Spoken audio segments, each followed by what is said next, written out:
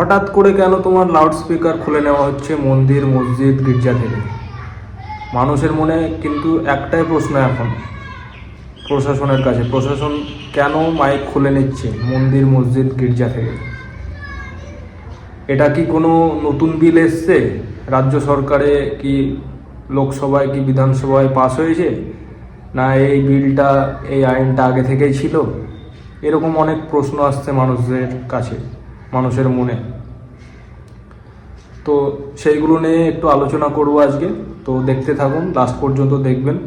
তো চলো, এই আইনে কি কি আছে মোটামুটি সংক্ষেপে জেনে নেব, কি কি আছে যেগুলো মোটামুটি ভাইটাল, ঠিক আছে? তো এই আইন তোমার আজকে পাস হয়নি। যারা ভাবছো যে আজকে পাস হয়েছে, কি 4 তারিখ থেকে যে তোমার এই প্রশাসন তোমার কাজে কর্মে লেগেছে এই আইনের আওতায়, যে লাউড স্পিকার সরানো নেই, ঠিক আছে? এটা ভেবো না যে এই মাসে হয়েছে আইন পাস, কিংবা আজকে হয়েছে, কালকে হয়েছে, এরকম ভেবো না। এই আইন পাস হয়েছে একটা 26 বছর আগে, একটা 40 বছর আগে।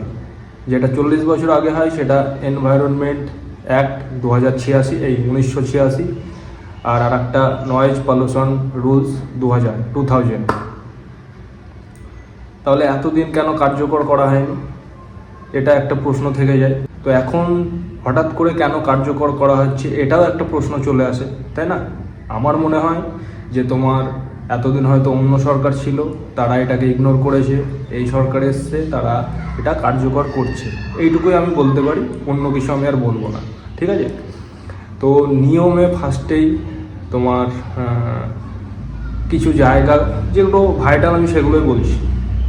কিছু জায়গা আছে, যেমন ইন্ডাস্ট্রিয়াল এলাকা, রেসিডেন্সিয়াল এলাকা, ঠিক আছে? তারপরে যেগুলো তোমার হসপিটাল, স্কুল, কলেজ, এইসব এলাকা, সব জায়গায় ভাগ করে দেওয়া আছে যে কোথায় কত ডেসিবেলে গান বাজনা বাজবে, ঠিক আছে? তো এক একটা জায়গাতে এক এক রকম তোমার আছে, দিনে একরকম, রাত্রে একরকম, সেটা তোমাদের স্ক্রিনে দিয়ে দিচ্ছি। এক জায়গা আছে সাইলেন্স জোন, সেখানে তোমার কিছু করা যাবে না, কোনো গান বাজনা করা যাবে না। যেরকম ওর আওতায় আসে তোমার স্কুল, কলেজ, হাসপাতাল, এইসবগুলো। এটা হলো।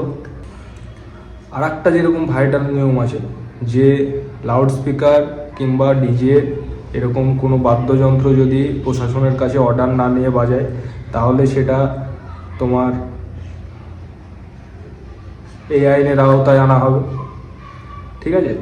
তারপর রাত 10টা থেকে, যেটা তোমার নয়েজ পলিউশন রুলস 2000-এ আছে, যেটা যে রাত 10টা থেকে সকাল 6টা অবধি কোনো রকম গান বাজনা হবে না, একদম স্টপ, ঠিক আছে? যেন সাধারণ মানুষ শান্তিতে থাকতে পারে। আর এইরকম যদি কোনো সংস্থা কিংবা কোথাও যদি এরকম রুলস ভঙ্গ হয়, তাহলে সেখানকার প্রশাসন তারা পদক্ষেপ নিতে পারে, ঠিক আছে? এটাতে কোনো কোর্টের অর্ডার কিংবা তোমার সুপ্রিম কোর্ট, হাইকোর্ট কিংবা কোনো প্রশাসন কিংবা সরকারের অর্ডার লাগবে না।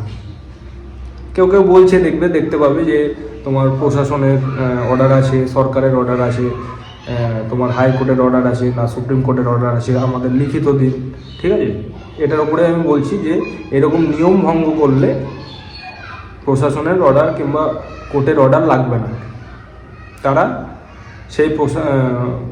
সেই থানা কিংবা সেই পুলিশ প্রশাসন তারা আইনি পদক্ষেপ নিতে পারে।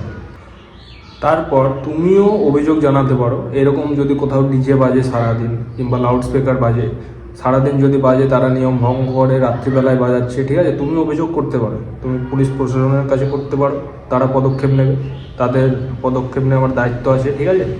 এবং তারা যদি পদক্ষেপ না নেয়, তাহলে সেটা তুমি ওপর মহলেও জানাতে পারো, যে তাদের থেকে বড় অফিসার, ডিএম, ডিস্ট্রিক্ট ম্যাজিস্ট্রেট, তারপর ব্লকে গিয়ে, ঠিক আছে, তারা পদক্ষেপ নেবে।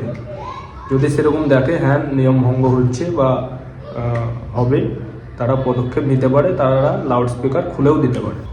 তো এরপর আসি যে আজ অবধি 4 তারিখ থেকে এই কার্যক্রম শুরু হয়েছে।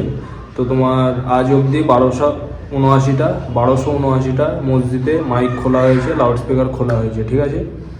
199টা মন্দিরে লাউড স্পিকার খোলা হয়েছে। মন্দিরেও থাকে লাউড স্পিকার, এটা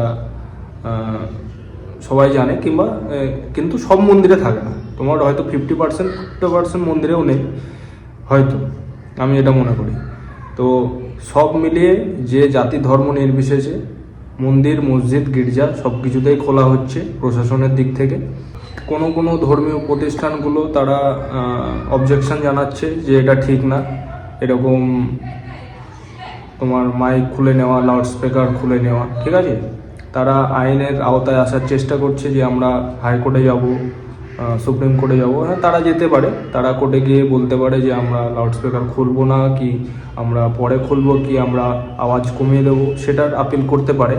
ভিডিও দেখে নাও, যেখানে যেখানে মাইক খোলা হচ্ছে, মসজিদ কর্তৃপক্ষ কি বলছে, মন্দির কর্তৃপক্ষ কি বলছে, একটু তোমরা শুনে নাও।